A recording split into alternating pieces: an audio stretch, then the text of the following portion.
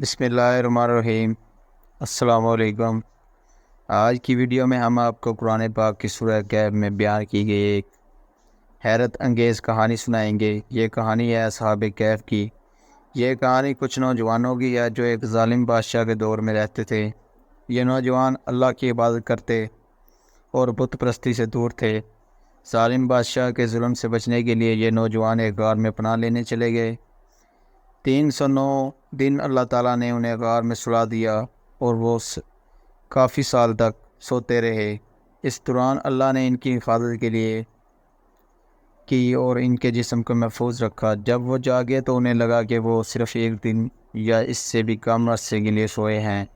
جب وہ شہر گئے تو انہیں پتہ چلا کہ کئی صدیاں گزر چکی ہیں اور اب وہاں اللہ کی عبادت کرنے والے لوگ رہتے ہیں۔ یہ کہانی ہمیں ایمان، صبر اور اللہ پر بھروسہ کرنے کی ایک بہترین مثال ہے۔ اللہ تعالیٰ نے اصحاب کہف کی مدد کی اور انہیں ان کے ایمان کی بدولت محفوظ رکھا۔